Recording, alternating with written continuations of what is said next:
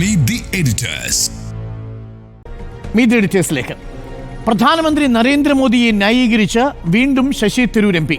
ഹിന്ദി ഭാഷ സംബന്ധിച്ച ആഭ്യന്തരമന്ത്രി അമിത്ഷായുടെ പ്രസ്താവനയ്ക്ക് പിന്നാലെ ഇൻസ്റ്റാഗ്രാമിൽ പഴയ വീഡിയോ പങ്കുവച്ചാണ് തരൂർ പിന്തുണ പ്രഖ്യാപിച്ചത്. ഹിന്ദി ഭാഷ അടിച്ചേൽപ്പിക്കാൻ കേന്ദ്ര സർക്കാർ ഇടപെടലുകൾ ശക്തമാക്കുന്നുവെന്ന് ആരോപിച്ച് പ്രതിപക്ഷം നിലപാട് കടുപ്പിക്കുന്നതിനിടയിലാണ് തരൂരിന്റെ post. That the Prime Minister has made it very clear that he is much more comfortable speaking in Hindi than he is speaking in English. കോൺഗ്രസിന്റെ പൊതു അഭിപ്രായങ്ങളിൽ നിന്ന് ശശി തരൂർ വ്യതിചലിക്കാൻ തുടങ്ങിയിട്ട് നാളുകളേറെയായി. കൃത്യമായി പറഞ്ഞാൽ 2015 മുതൽ ഒറ്റയ്ക്കും തെറ്റയ്ക്കും മോദി സ്തുതികളുണ്ട്. ഓപ്പറേഷൻ സിന്ദൂർ വിദേശ സംഘത്തിലെത്തിയതോടെ അതിന്റെ തലം മാറിയെന്ന് മാത്രം. കോൺഗ്രസ് പട്ടിക നൽകുന്നതിന് മുൻപേ തരൂർ പട്ടികയിൽ ഇടം പിടിച്ചത് നേതൃത്വത്തെ ചൊടിപ്പിച്ചു. മാത്രമല്ല, വിദേശ സന്ദർശനത്തിൽ പലപ്പോഴും കേന്ദ്ര സർക്കാരിനെ പുകഴ്ത്തുകയും ചെയ്തു. തിരികെ എത്തിയ ശേഷം നരേന്ദ്രമോദിയെ കണ്ടത് കോൺഗ്രസിന് ക്ഷീണമായി. പക്ഷേ അപ്പോഴൊന്നും ശശി തരൂരിനെതിരെ നടപടിയിലേക്ക് കടക്കുന്നതിനെ കുറിച്ച് പാർട്ടി ആലോചിച്ചിട്ടില്ല. എന്നാൽ കോൺഗ്രസ് പരസ്യമായി എതിർക്കുന്ന കാര്യങ്ങളിൽ വ്യക്തിപരമായി അഭിപ്രായം പറയുന്നത് ശീലമാക്കുന്ന തരൂർ ശൈലിയെ ഇനിയും കണ്ടില്ലെന്ന് നടിക്കാൻ കോൺഗ്രസിനാവില്ല. കോൺഗ്രസ് കുറച്ച് സ്വാതന്ത്ര്യമുള്ള പാർട്ടിയാണ്. ആരെങ്കിലും എന്തെങ്കിലും അഭിപ്രായ വ്യത്യാസം പറഞ്ഞാൽ ഉടനെ 52 വെട്ടി ശരിയാക്കി കളയാമെന്ന് പറയുന്നൊരു പാർട്ടിയല്ല കോൺഗ്രസ്. അതാണ് പാർട്ടിയുടെ സൗന്ദര്യവും. പക്ഷേ പാർട്ടിയുടെ പൊതുവായ ആശയങ്ങളും ലക്ഷ്യങ്ങളും ഒക്കെ ഉണ്ട്. അതുമായി ബന്ധപ്പെട്ട് പോകണമെന്നുള്ള നിർദ്ദേശം എല്ലാവർക്കും ഉണ്ട്. AICC ജനറൽ സെക്രട്ടറിയുടെ ഈ വാക്കുകൾ പ്രത്യക്ഷത്തിൽ ശശി തരൂരിന് പിന്തുണയാണ്. എന്നാൽ തരൂർ BJPയോട് അടുക്കുന്നു എന്ന രീതിയിലുള്ള അഭിപ്രായങ്ങൾ നേതൃത്വത്തിന് തലവേദനയാണ്. തുടർന്നാൽ കടുത്ത നടപടികൾ വേണ്ടിവരും. റഷ്യൻ സന്ദർശനത്തിന് ശേഷം ഹൈക്കമാൻഡ് ഇടപെടലുകൾ ഉണ്ടായേക്കും. അതുതന്നെയാണോ ശശി തരൂരും പ്രതീക്ഷിക്കുന്നത്? ലക്ഷ്യം സ്വന്തമായി പാർട്ടി വിട്ടു എന്ന ചീത്തപ്പേര് ഒഴിവാക്കുകയോ?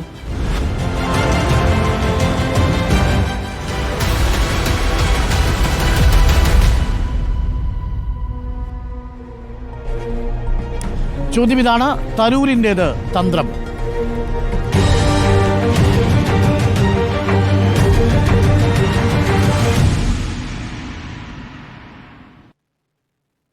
ഇന്നു മുതൽ മീറ്റ് ദി എഡിറ്റേഴ്സിൽ ഒരു പുതിയ എഡിറ്റർ കൂടി വരികയാണ്. നമ്മുടെ regional head, Delhi regional head Piya Sunil editorial team അംഗമായിരിക്കുന്നു. പിയ സുനിലും ഇന്നു മുതൽ മീറ്റ് ദി എഡിറ്റേഴ്സിൽ ദേശീയ പ്രാധാന്യമുള്ള വിഷയങ്ങളിൽ തൻ്റെ അഭിപ്രായം പറയാനായി പ്രേക്ഷകർക്കൊപ്പം ഉണ്ടാവും. പിയ സുനിലിന് സ്വാഗതം. Very good evening Piya Sunil, and welcome to meet the editors. Thank you. Piya Sunil, നമ്മളുടെ വിഷയം ഇന്ന് നമ്മൾ ചർച്ച ചെയ്യുന്നത് ശശി തരൂർ. പല അഭ്യൂഹങ്ങളും നിലനിൽക്കുകയാണ്. നേരത്തെ തന്നെ അഭ്യൂഹങ്ങളൊക്കെ ആകാശത്തുണ്ടായിരുന്നു. കോൺഗ്രസിൻ്റെ ലക്ഷ്മണരേഖ ലംഘിച്ച് ഇതാദ്യമായിട്ടല്ല ശശി തരൂർ പോകുന്നത്. പലതവണ ലക്ഷ്മണരേഖകൾ ലംഘിച്ചു. പക്ഷേ അപ്പോഴെല്ലാം ഒറ്റപ്പെട്ട പ്രതികരണങ്ങളിലും താക്കീതുകളിലും ഒതുക്കി കോൺഗ്രസ് ഹൈക്കമാൻഡ്. ഇന്ന് KC വേണുഗോപാൽ പറയുന്നു, ലക്ഷ്മണരേഖ ആര് ലംഘിച്ചാലും നടപടിയുണ്ടാകുമെന്ന് പറയുന്നത്. ഏറ്റവും ഒടുവിൽ ഇപ്പോൾ റഷ്യയിലേക്ക് പോയിരിക്കുന്നത് മോദിയുടെ ഒരു നയതന്ത്ര ദൗത്യവുമായിട്ടാണ് എന്ന വാർത്ത വരുന്നു. അതിനോടൊപ്പം നരേന്ദ്രമോദിയെക്കുറിച്ച്, ഹിന്ദിയിൽ സംസാരിക്കുന്ന നരേന്ദ്രമോദിയെക്കുറിച്ച് പണ്ട് പറഞ്ഞ ഒരു വീഡിയോ അദ്ദേഹം റീട്വീറ്റ് ചെയ്യുന്നു, ഇൻസ്റ്റാഗ്രാമിൽ പങ്കുവയ്ക്കുന്നു. അപ്പം ഇതെല്ലാം കോൺഗ്രസിൻ്റെ നിലപാടുകൾക്ക് വിരുദ്ധമാണ്. എന്താണ് ശശി തരൂരിന് സംഭവിക്കുന്നത്? ഇതെല്ലാം തരൂരിൻ്റെ തന്ത്രമാണോ?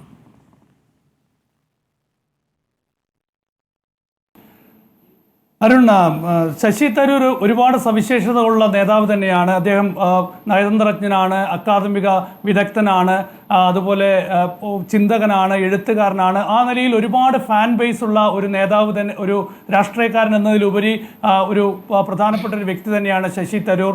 കഴിഞ്ഞ 16 വർഷമായി കോൺഗ്രസ് നേതാവാണ്. 16 വർഷമായി പാർലമെന്റ് അംഗമാണ്.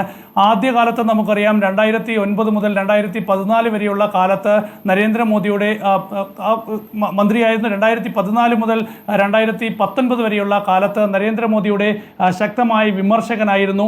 2019 ശേഷമുള്ള കാലത്ത് പരിശോധിച്ചാൽ അദ്ദേഹം കേന്ദ്ര സർക്കാരിനെതിരെയുള്ള ഒരു പ്രതിപക്ഷ അംഗം എന്നതിലുപരി കോൺഗ്രസിനുള്ളിൽ തന്നെ പടവെട്ടുന്ന ഒരു നേതാവായി ശശി തരൂർ മാറിയിരുന്നു. അന്ന് G23 ഗ്രൂപ്പിൻ്റെയൊക്കെ ഭാഗമായി നേതൃത്വത്തിനെതിരെ ശക്തമായ നിലപാട് സ്വീകരിച്ച് രംഗത്ത് വന്നു.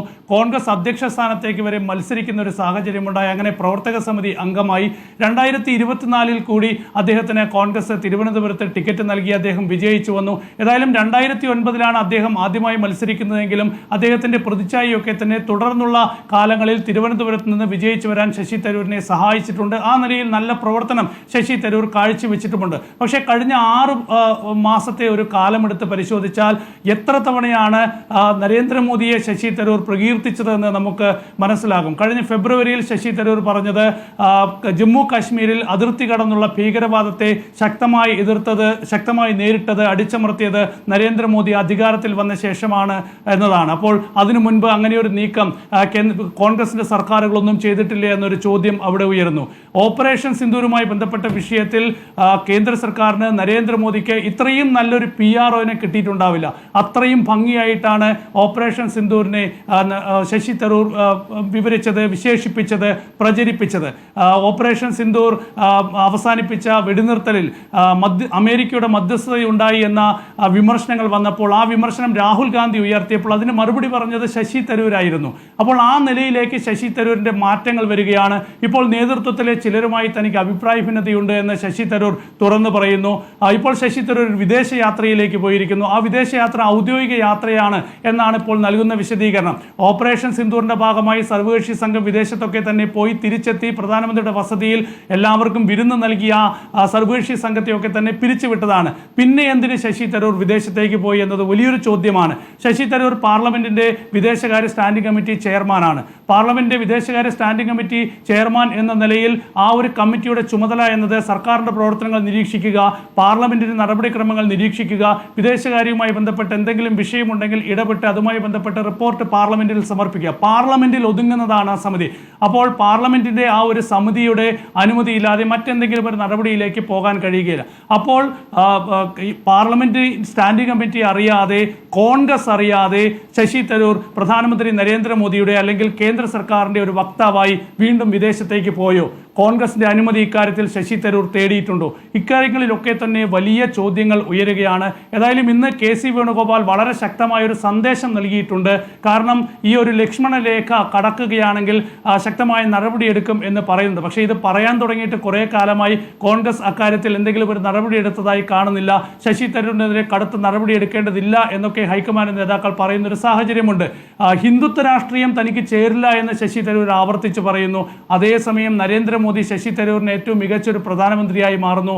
BJPയുടെ പല അജണ്ടകൾക്കും ശശി തരൂർ PRO ആയി മാറുന്ന ഒരു സാഹചര്യം കൂടി പുതിയ ഒരു സവിശേഷതയാണ്. അപ്പോൾ ഇതൊരു വളരെ പ്രധാനപ്പെട്ട ഒരു വിഷയമാണ്. ശശി തരൂർ ഒന്നും അറിയാതെയല്ല ഇപ്പോഴത്തെ നീക്കങ്ങൾ നടത്തുന്നത് എന്ന കാര്യത്തിൽ യാതൊരു സംശയമില്ല. ഏറ്റവും ഒടുവിൽ പറഞ്ഞാൽ ഈ ഭാഷാ വിവാദത്തിൽ ഹിന്ദി എല്ലാ സംസ്ഥാനങ്ങളിലും അടിച്ചേൽപ്പിക്കാൻ പോകുന്നുവെന്നത് വളരെ പ്രധാനപ്പെട്ട ഒരു രാഷ്ട്രീയ വിഷയമാണ്. വരാനിരിക്കുന്ന പാർലമെന്റ് സമ്മേളനത്തിലടക്കം DMK ഉൾപ്പെടെയുള്ള പ്രതിപക്ഷ പാർട്ടികൾ, കോൺഗ്രസും വളരെ ശക്തമായി ഉന്നയിച്ച് രംഗത്ത് വരാൻ ഒരു തീരുമാനമെടുത്ത് മുന്നോട്ട് പോകുമ്പോഴാണ് ഈ ഭാഷാ വിവാദത്തിൽ ഹിന്ദിയെ പ്രകീർത്തിക്കുന്ന തരത്തിൽ ഒരു പോസ്റ്റ് ഇന്ന് ശശി തരൂരിൻ്റെതായി വരുന്നത്. അപ്പോൾ പ്രധാനമന്ത്രി നരേന്ദ്രമോദി വിദേശത്ത് പോയി ഹിന്ദി സംസാരിക്കുന്നതിൽ തെറ്റില്ല എന്ന് അമിത്ഷാ ഇംഗ്ലീഷിനെ തള്ളിക്കൊണ്ട് നടത്തിയ പ്രസ്താവനയ്ക്ക് പിന്നാലെ ഒരു കാരണവുമില്ലാതെ ശശി തരൂർ അങ്ങനെ ഒരു പോസ്റ്റ് നടത്തില്ല എന്ന് വളരെ പ്രധാനപ്പെട്ടതാണ്. അതിൻ്റെ ടൈമിംഗ് വളരെ പ്രധാനപ്പെട്ടതാണ്. അതുകൊണ്ട് ശശി തരൂർ വളരെ ബോധപൂർവം തന്നെയാണ് ഈ നീക്കങ്ങളൊക്കെ നടത്തുന്നത് എന്ന കാര്യത്തിൽ യാതൊരു സംശയവുമില്ല. അതുകൊണ്ട് ഈ നീക്കങ്ങൾ ശശി തരൂരിൻ്റെ തന്ത്രമാണോ എന്ന് ചോദിച്ചാൽ അത് തന്ത്രമാണ്, ഒരുപക്ഷെ തന്ത്രമാകാം എന്ന് തന്നെ വിലയിരുത്താം. Okay, thank you. തന്ത്രമാണ് എന്ന വിലയിരുത്തലാണ് പി അസുല്യം. സ്മൃതിയിലേക്ക് എത്തിയാൽ, സ്മൃതി, ഒട്ടേറെ ഉദാഹരണങ്ങൾ നമുക്ക് കാണിക്കാൻ പറ്റും. അതിപ്പോൾ 2019 ശേഷമല്ല, അതിന് മുൻപും മോദിയെ തന്നെ പരസ്യമായി തന്നെ പുകഴ്ത്തിയിട്ടുണ്ട്. പക്ഷേ അത് പലപ്പോഴും പരോക്ഷമായിട്ടാണ്, ഇത് മാത്രമാണ്.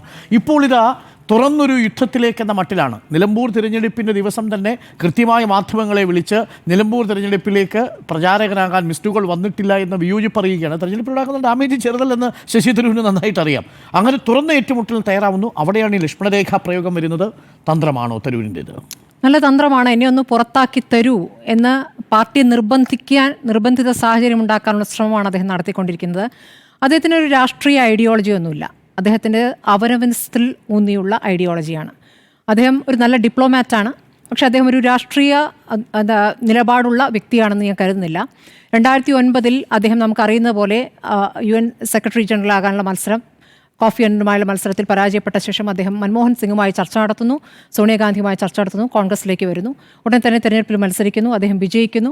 അദ്ദേഹത്തിന് നല്ല പ്രാസംഗികനാണ്, നല്ല എഴുത്തുകാരനാണ്. അങ്ങനെ ബുദ്ധിശക്തിയുള്ള ഒരു നേതാവ്, ആ നിലയ്ക്ക് നല്ലൊരു ഡിപ്ലോമാറ്റാണ്, അത് ആ നിലയ്ക്ക് ഉപയോഗപ്പെടുത്താവുന്ന ഒരു നേതാവ് എന്ന നിലയ്ക്ക് ആ സമയത്ത് രാഷ്ട്രീയ പാരമ്പര്യമൊന്നും ഇല്ലാതിരുന്ന ശശി തരൂരിനെ വിദേശകാര്യ സഹമന്ത്രിയാക്കുന്നു. അന്ന് SM കൃഷ്ണയാണ് വിദേശകാര്യമന്ത്രി. അദ്ദേഹത്തെ സഹമന്ത്രിയാക്കുന്നു. അപ്പോൾ പോലും അദ്ദേഹത്തിന് നേരിയ നിരാശയുണ്ടായിരുന്നു എന്നാണ് പിന്നീട് മനസ്സിലാക്കാനായിട്ടുള്ളത്. അദ്ദേഹത്തിന് വിദേശകാര്യമന്ത്രിയാവുക എന്ന് തന്നെയായിരുന്നു ആഗ്രഹം. പിന്നീട് UPA ഉണ്ടായിട്ടില്ല അധികാരത്തിൽ. പിന്നീടുള്ള തിരഞ്ഞെടുപ്പുകളിലെല്ലാം അദ്ദേഹം മത്സരിച്ചു. അദ്ദേഹത്തിന് തിരഞ്ഞെടുപ്പിൽ മത്സരിച്ച് ജയിച്ചൊരു മന്ത്രിയാവുക എന്നത് തന്നെയായിരുന്നു സ്വപ്നം. ആ സ്വപ്നത്തിലേക്ക് എത്താൻ ഈ നീണ്ട വർഷം സാധിച്ചിട്ടില്ല. ആ കാലത്ത് മുഴുവൻ BJP 3-ാം തവണയും ജയിക്കുകയായിരുന്നു. അപ്പോൾ ഈ ഓരോ ഘട്ടത്തിലും അദ്ദേഹം UP അധികാരത്തിൽ വരുമെന്ന് അദ്ദേഹം പ്രതീക്ഷിച്ചു. അങ്ങനെ തിരഞ്ഞെടുപ്പിൽ മത്സരിച്ചു. ഈ സമയത്തൊക്കെയും അദ്ദേഹം നടത്തിയിട്ടുള്ള കാര്യങ്ങളെന്ന് പറയുമ്പോൾ അദ്ദേഹം പാർട്ടിക്ക് അതീതനാണ് എന്നൊരു സമീപനമാണ് അദ്ദേഹം എല്ലാ കാലത്തും നടത്തിയിട്ടുള്ളത്. അദ്ദേഹം സ്വന്തം പാർട്ടിക്ക് വിരുദ്ധമായ പ്രതികരണങ്ങൾ നടത്തുമ്പോൾ അദ്ദേഹം പെട്ടെന്ന് പാർട്ടിക്ക് അതീതനാവും. താൻ ഒരു രാഷ്ട്രീയക്കാരനല്ല എന്ന് അദ്ദേഹം പറയും. അല്ലാത്ത സമയം അദ്ദേഹം രാഷ്ട്രീയക്കാരൻ്റെ ആഗ്രഹങ്ങൾ വെച്ചു പുലർത്തുകയും ചെയ്യും. ഒരു മന്ത്രിയാകണമെന്നുള്ളതാണ് ആത്യന്തികമായ ലക്ഷ്യം. അത് ഒരു പ്രധാനപ്പെട്ട വകുപ്പിൻ്റെ മന്ത്രിയാവുക എന്നുള്ളത് തന്നെയാണ് അദ്ദേഹത്തിൻ്റെ ലക്ഷ്യം. അത് അദ്ദേഹത്തിന് സാധിച്ചില്ല എന്നതിലാണ് അദ്ദേഹം കോൺഗ്രസിൽ അങ്ങേയറ്റം നിരാശനാണ്. കോൺഗ്രസ് ആകട്ടെ അദ്ദേഹത്തെ എല്ലാ കാലത്തും സംയമനത്തോടു കൂടി തന്നെയാണ് ഇത്രയും കാലം കൊണ്ടു നടന്നത്. എത്ര ഘട്ടങ്ങളുണ്ടായി. നേരത്തെ ഇപ്പോൾ സുനിൽ പറഞ്ഞതുപോലെ പല പല ഘട്ടങ്ങളിൽ പാർട്ടിയെ അദ്ദേഹം പ്രതിരോധത്തിലാക്കി. എന്തിന് ഇപ്പോൾ പാർട്ടി അധ്യക്ഷ സ്ഥാനത്തേക്ക് പോലും ഔദ്യോഗികമായി നിർദ്ദേശിക്കപ്പെട്ട നേതാവിനെതിരെ മത്സരിക്കുന്ന രൂപത്തിലേക്ക് അത് പോകുന്നു. സാധാരണഗതിയിൽ കോൺഗ്രസിനെ പോലുള്ള രാഷ്ട്രീയ പാർട്ടി അങ്ങനെ ഒരു നേതാവ് നിന്നു കഴിഞ്ഞാൽ ആ നേതാവിനെ പാർട്ടിയിൽ നിന്ന് പുറത്താക്കില്ല എങ്കിലും ആ നേതാവിനെ ലക്ഷ്യം വെച്ചുകൊണ്ട് പിന്നീട് രാഷ്ട്രീയ തീരുമാനങ്ങളുണ്ടാകും. അങ്ങനെ ഉണ്ടായില്ല. അദ്ദേഹത്തിന് പ്രധാനപ്പെട്ട സ്ഥാനത്തേക്ക് തന്നെ വർക്കിംഗ് കമ്മിറ്റിയിലേക്ക് തന്നെ, അത് ഏറ്റവും പ്രധാനപ്പെട്ട പൊസിഷനാണ്, അതിലേക്ക് അദ്ദേഹത്തെ എടുക്കുന്നു. അദ്ദേഹം ഏത് സമയത്താണ് പരാതി പറയുന്നത്? എല്ലാ സമയത്തും മാധ്യമങ്ങളോട് പാർട്ടിക്കെതിരെ പറഞ്ഞ് പാർട്ടിയെ പ്രതിരോധത്തിലാക്കുന്നു. ഏറ്റവും ഒടുവിൽ അദ്ദേഹം വർക്കിംഗ് കമ്മിറ്റി അംഗമായിരിക്കെ, അദ്ദേഹം ഏറ്റവും തലപ്പത്തുള്ള സ്ഥാനത്തിരിക്കെ, അദ്ദേഹം ഇവിടെ ഉപതെരഞ്ഞെടുപ്പ് നടക്കുമ്പോൾ, നിലമ്പൂർ ഉപതെരഞ്ഞെടുപ്പ് നടക്കുമ്പോൾ അദ്ദേഹം പറയുകയാണ് എന്നെ വിളിച്ചിട്ടില്ല എന്ന്. അദ്ദേഹം ആ ലിസ്റ്റിലുണ്ട്, അദ്ദേഹത്തിൻ്റെ പേര്. അദ്ദേഹത്തെ പ്രത്യേകം ക്ഷണിക്കേണ്ടതില്ല എന്ന നേതാക്കൾക്ക് പറയേണ്ടി വരുന്നു. ഇവിടെ സണ്ണി ജോസഫിനടക്കം അത് പറയേണ്ടി വരുന്നു. വർക്കിംഗ് കമ്മിറ്റിയിൽപ്പെട്ട ഒരു നേതാവ്, അതിലും താഴെയുള്ള ഘടകമാണ് തന്നെ ക്ഷണിച്ചിട്ടില്ല എന്ന് പറയുന്നത്. എത്ര എന്താ പറയുക, ഏറ്റവും മോശമായൊരു പ്രതികരണമല്ലേ അത്? എങ്ങനെയാണ് അങ്ങനെ പ്രതികരിക്കാൻ പറ്റുക? താഴെയുള്ള നേതാക്കൾ തന്നെ വിളിച്ചിട്ടില്ല എന്ന രൂപത്തിൽ ഏറ്റവും മുകളിൽ നിൽക്കുന്ന നേതാവ് പറയുകയാണ്. അപ്പോൾ പാർട്ടിയെ പ്രതിരോധത്തിലാക്കുക എന്നല്ലാതെ, അത് വോട്ടെടുപ്പ് നടക്കുന്ന ദിവസമാണ്, അപ്പോഴും സംയമനം പാലിക്കുകയായിരുന്നു. ആകെ വർത്തമാനം പറഞ്ഞത് രാജ്മോഹൻ ഉണ്ണിത്താനാണ്. അദ്ദേഹത്തിന് രാജ്മോഹൻ ഉണ്ണിത്താനോട് മിണ്ടരുത് എന്ന് പാർട്ടി പറയുകയും ചെയ്തു. കല്യാണമല്ല ക്ഷണിക്കാൻ എന്ന് പറഞ്ഞു. യഥാർത്ഥത്തിൽ അദ്ദേഹത്തിന് സ്വന്തം നിലയ്ക്ക് അവിടേക്ക് പോകാമല്ലോ, അത് ചെയ്തില്ല. അപ്പോൾ പാർട്ടി ഇവിടെ അദ്ദേഹത്തിന് ഒരു സ്ഥാനം, KPCC ആസ്ഥാനത്ത് അദ്ദേഹത്തിന് ഒരു സീറ്റ് കൊടുത്തില്ല എന്നൊക്കെയാണ് അദ്ദേഹത്തിൻ്റെ ഒരു പ്രതികരണമായി പറയുന്നത്. എപ്പോഴും ഈ വെള്ളത്തിൽ ചേമ്പിലയിൽ വെള്ളം വീണതുപോലെ അദ്ദേഹം വേറെ രൂപത്തിലാണ് നിൽക്കുന്നത്. പാർട്ടിയിൽ എല്ലാവരുമായി ചേർന്ന് നിൽക്കുന്നില്ല എന്നുള്ളതുകൊണ്ട് ഇവിടെയും അദ്ദേഹത്തെ അങ്ങനെ അംഗീകരിക്കില്ല. അദ്ദേഹം ഒരു എലീറ്റ് ഒരു കക്ഷിയാണെന്ന് സ്വയം കാണുകയും അദ്ദേഹം സ്വയം അങ്ങനെയാണ് അവതരിപ്പിക്കുകയും ചെയ്യുന്നത്. അതുകൊണ്ട് തന്നെ ബാക്കിയുള്ളവരുമായിട്ട് ചേർന്ന് പോകുന്നില്ല. അദ്ദേഹം ചില സമയങ്ങളിൽ വരും, തിരഞ്ഞെടുപ്പ് സമയത്ത് പ്രചാരണത്തിൽ വരും. അദ്ദേഹത്തിൻ്റെ സൗന്ദര്യം അദ്ദേഹത്തിന് സ്ത്രീ വോട്ടർമാരുടെ വോട്ട് കിട്ടുന്നതിൽ പ്രധാന ഘടകമായിട്ടാണ്. ഇല്ല എന്ന് പറയാൻ പറ്റില്ല. സൗന്ദര്യം കണ്ടുകൊണ്ട് മാത്രം വോട്ട് ചെയ്യുമെന്ന് പറഞ്ഞ എത്രയോ വോട്ടർമാരെ ഞാൻ കണ്ടിട്ടുണ്ട്. അതൊരു ഘടകമായിട്ടുണ്ട്. അതുകൂടാതെ അദ്ദേഹത്തിന് NSSൻ്റെ പിന്തുണയുണ്ടായിരുന്നു. അദ്ദേഹത്തിൻ്റെ പ്രസംഗം എല്ലാവരെയും ആകർഷിക്കുന്നതായിരുന്നു. ഈ തരത്തിൽ ഒരു ഫാൻ ബേസ് ഒക്കെ ഉണ്ടാക്കിയിട്ടുണ്ട്. പക്ഷേ രാഷ്ട്രീയത്തിലേക്ക് കടക്കുമ്പോൾ ആ തലത്തിൽ ഇനി അദ്ദേഹത്തിന് സാധ്യമാകും. ഇപ്പോൾ അവസാനത്തെ വിജയമൊന്നും അത്ര വലിയ വിജയമായിട്ട് നമുക്ക് കാണാൻ പറ്റില്ല. ഇനി തിരുവനന്തപുരത്ത് മത്സരിക്കാനില്ല എന്ന് അദ്ദേഹം പറഞ്ഞു കഴിഞ്ഞു. ഇനി തിരുവനന്തപുരത്ത് മത്സരിക്കാൻ ഇനി സ്ഥാനവുമില്ല, കോൺഗ്രസിന് കൊടുക്കാനും പോകുന്നില്ല. അപ്പോൾ കോൺഗ്രസ്സിൽ അദ്ദേഹത്തിൻ്റെ റോള് കഴിഞ്ഞു. അപ്പം ഇനി എന്താണ് അപ്പുറത്തുനിന്ന് കിട്ടുന്ന കാര്യങ്ങൾ? നമുക്കറിയാമല്ലോ, വിഴിഞ്ഞം ഉദ്ഘാടന ചടങ്ങിൽ പ്രധാനമന്ത്രി നേരിട്ട് ചെന്ന് ഹഗ് ചെയ്തതാകെ ശശി തരൂരിനെയാണ്. ബാക്കിയെല്ലാവരും നമസ്കാരം പറഞ്ഞു പോയി. അപ്പോൾ ആ ബന്ധം അവിടെ ഉരുത്തിരിഞ്ഞിരിക്കുന്നു. അദ്ദേഹത്തിൻ്റെ ഭാര്യയുടെ മരണശേഷം ഏത് തരത്തിലാണ് ഡൽഹി പോലീസ് അദ്ദേഹത്തെ പീഡിപ്പിച്ചതെന്ന് നമ്മൾ കണ്ടിട്ടുള്ളതാണ്. സ്വെറ്റ് കിട്ടി എന്നുള്ള കാര്യം അല്ലേ, അത് നമ്മൾ കേട്ടിരുന്നത് ആ സമയത്താണ്. എങ്ങനെയൊക്കെയാണ് ആ വിവാദത്തിലൂടെ കടന്നു പോയത്. അദ്ദേഹം ആ വിവാദത്തിലൂടെ കടന്നു പോകുമ്പോൾ പാർട്ടി അദ്ദേഹത്തിനൊപ്പം ഉണ്ടായിരുന്നതാണ് ഞാൻ മനസ്സിലാക്കുക. ആ സമയത്തൊക്കെ കൂടെ ഉണ്ടായിരുന്നു. ശശി തരൂരിനെ സോണിയാഗാന്ധി തന്നെ പോയി ആശ്വസിപ്പിക്കുന്നതൊക്കെ നമ്മൾ കണ്ടിട്ടുണ്ട്. പക്ഷേ എല്ലാ സമയത്തും ഇപ്പോൾ നോക്കുക, ഏറ്റവും ഒടുവിൽ ഭാഷാ വിവാദം. ഈ പ്രതികരണം തൊട്ട് പിന്നാലെ ഈ അമിത്ഷായുടെ, അതായത് ഇംഗ്ലീഷ് സംസാരിക്കുന്ന നാളെ ലജ്ജിക്കേണ്ടി വരും എന്ന് അമിത്ഷാ പറഞ്ഞതിനെ ശക്തമായി വിമർശിച്ചുകൊണ്ട് രാഹുൽ ഗാന്ധി പ്രതികരണം നടത്തിയിട്ടേ ഉള്ളൂ. ഉടനെ വരുന്നു താൻ മുമ്പ് പറഞ്ഞ ഒരു വീഡിയോ എടുത്തിട്ട് അതിന് മറുപടി പറയും. എന്തിനാണ് ആ മറുപടി? എന്തിനാണ് ഈ ഘട്ടത്തിൽ ഇപ്പോൾ മോദി ബാക്കി വിദേശ രാജ്യങ്ങളിൽ പോകുമ്പോൾ ഹിന്ദി സംസാരിക്കുന്നതിനെ കുറിച്ച് പറയുന്ന വീഡിയോ ഇട്ടിരിക്കുന്നത്?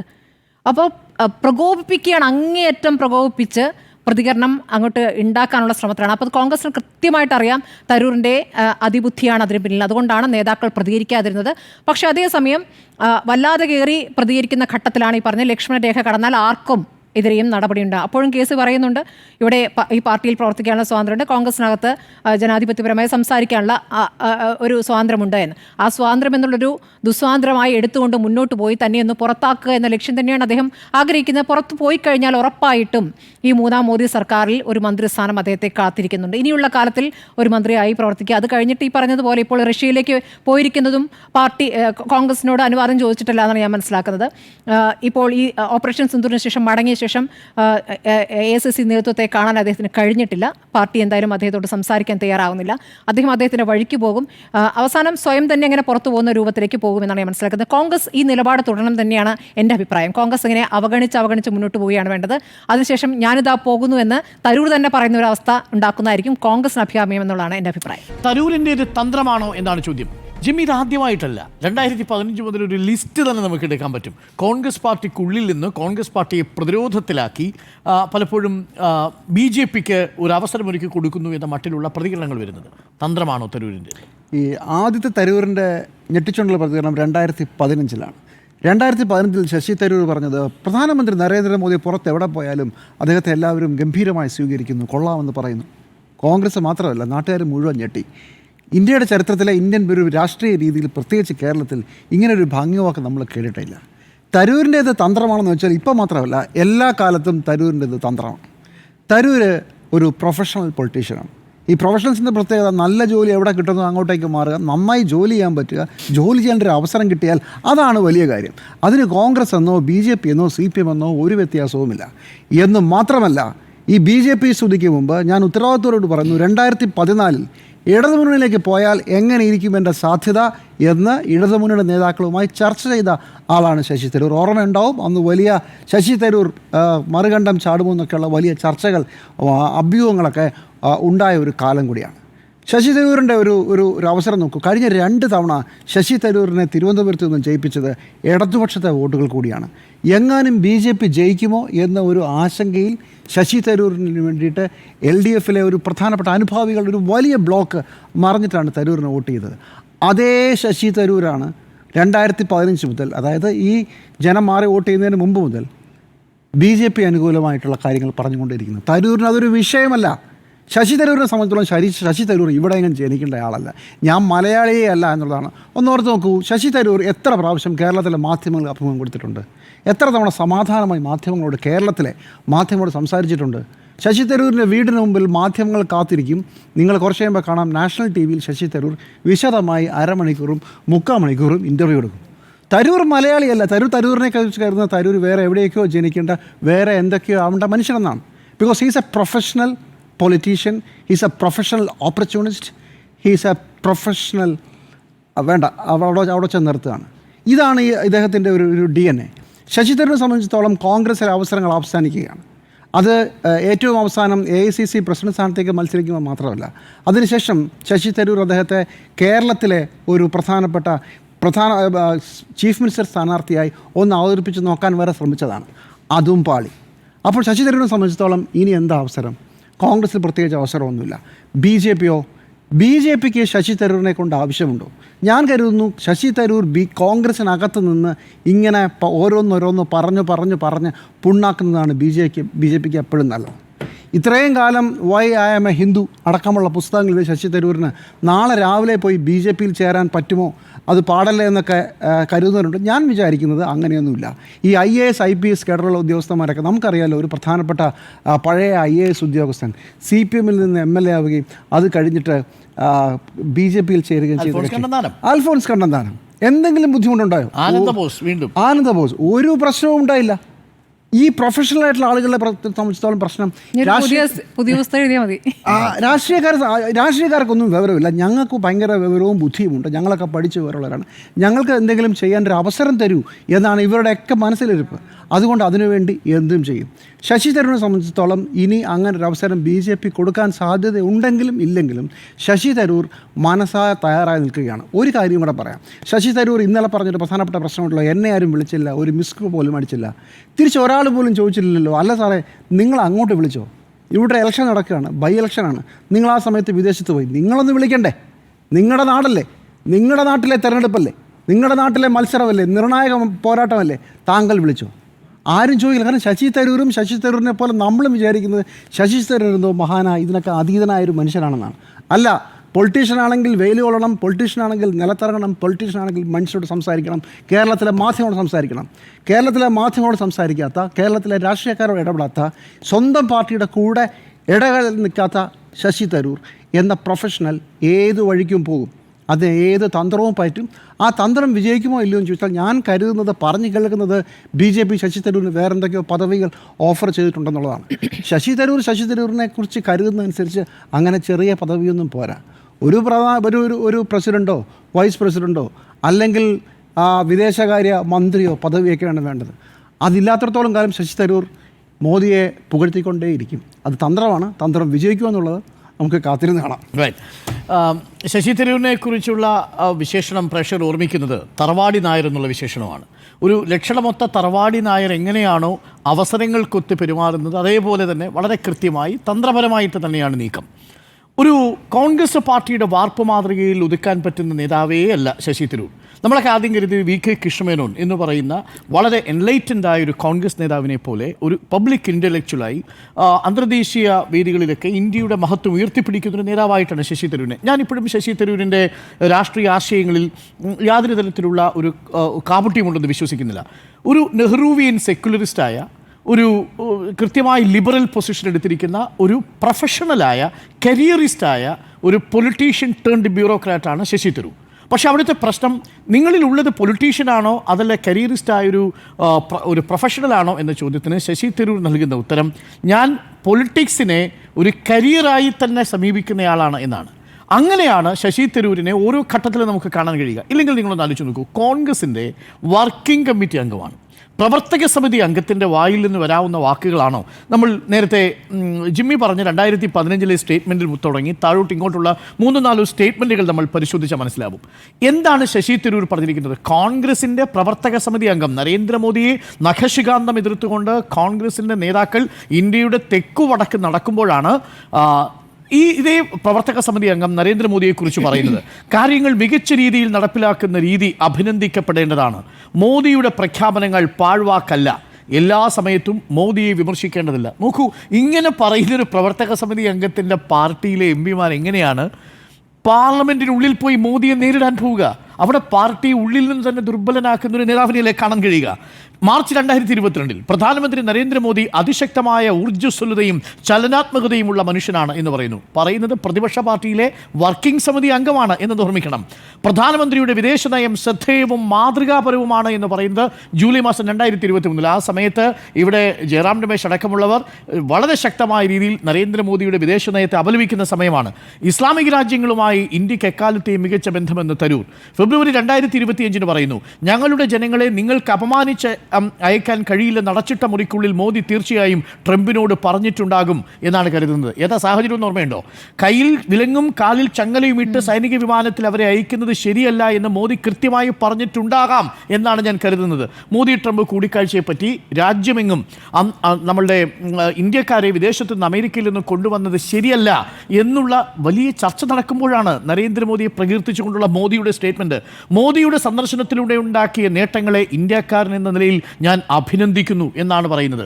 ആ സമയത്ത് ഇവിടെ അക്ഷരാർത്ഥത്തിൽ മല്ലികാർജ്ജുൻ ഖർഗെയുടെയും രാഹുൽ ഗാന്ധിയുടെയും KC വേണുഗോപാലും വായടഞ്ഞു പോയില്ലേ? പുറത്തൊരു പ്രവർത്തക സമിതി അങ്ങ് പറഞ്ഞ് നേരെ സമീർ പാത്ര ട്വീറ്റ് ചെയ്യുന്നത്, നേരെ അപ്പുറത്ത് നിന്ന് BJP നേതാക്കൾ എടുത്ത് കാണിക്കുന്നത് ശശി തരൂരിൻ്റെ ഈ വാക്കുകളാണ്. 2025 മാർച്ച് 19 മോദി യുക്രൈനും റഷ്യയ്ക്കും ഒരുപോലെ സ്വീകാര്യനായ വ്യക്തിയാണ് എന്ന് പറയുന്നു. അതോടുകൂടി ആരായി മോദി?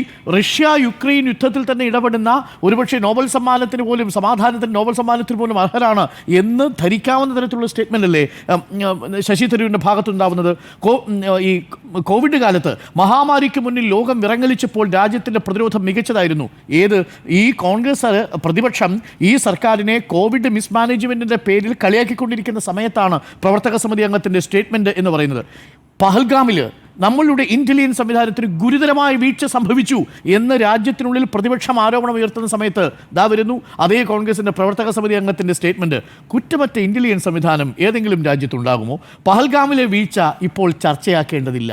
അതായത് ഇനി ഏറ്റവും ഒടുവിൽ ഇപ്പോൾ അമിത്ഷായുടെ സ്റ്റേറ്റ്മെന്റിനാണല്ലോ ഇപ്പോൾ വീഡിയോ ഇൻസ്റ്റാഗ്രാമിൽ പങ്കുവച്ചിരിക്കുന്നത്. അമിത്ഷാ പറയുന്നു ഇംഗ്ലീഷ് ഭാഷ സംസാരിക്കുന്നവരെ കുറിച്ച് ഇന്ത്യ ലജ്ജിക്കുന്ന ഒരു കാലം വരുമെന്ന് പറയുമ്പോൾ അതിനെ അനുകൂലിക്കുന്ന തരത്തിൽ ഹിന്ദി ഒരു പ്രധാന ഭാഷയെ രാഷ്ട്രഭാഷയെ അടിച്ചേൽപ്പിക്കുന്ന തരത്തിലുള്ള ചർച്ചകൾ നടക്കുമ്പോൾ മറുഭാഗത്ത് നമ്മുടെ പ്രധാനമന്ത്രി വിദേശത്ത് പോയി ഹിന്ദിയിൽ സംസാരിക്കുന്നതിൽ ആത്മവിശ്വാസമുള്ളയാളാണ് എന്ന് പണ്ട് പറഞ്ഞ വീഡിയോ ഇപ്പോൾ ഇൻസ്റ്റാഗ്രാമിൽ ട്വീറ്റ് ചെയ്തതിൻ്റെ അർത്ഥം എന്താ എന്ന് പറഞ്ഞു കഴിഞ്ഞാൽ കോൺഗ്രസ് എന്താണോ നരേന്ദ്രമോദിക്ക് രാഷ്ട്രീയ നിലപാടെടുക്കുന്നത് ആ പൊളിറ്റിക്കൽ ലൈനിൽ നേരെ ഘടകവിരുദ്ധമായ ലൈനെടുത്ത് പ്രതിപക്ഷം കൊണ്ടുവരുന്ന ആരോപണത്തിൻ്റെ മുനയെ തകർക്കുന്നയാളാണ് യഥാർത്ഥത്തിൽ ഇപ്പോൾ ശശി തരൂർ എന്ന് പറയുന്നത്. ഇങ്ങനൊരു നേതാവിനെയും കൊണ്ട് കോൺഗ്രസിന് എത്ര കാലത്ത് പോകാൻ കഴിയും എന്നുള്ളത് ഞാൻ സംശയിക്കുകയാണ്. ഇതിനകത്തൊരു ഇത്രയും ഞാൻ പറഞ്ഞത് ഇത് നരേന്ദ്രമോദിയെ സ്തുതിച്ചുകൊണ്ടുള്ള ഈ അദ്ദേഹത്തിൻ്റെ പ്രസ്താവനകൾക്ക് പിന്നിൽ എന്തോ ഒരു താല്പര്യമുണ്ട് എന്ന് നമുക്ക് പറയേണ്ടി വരും.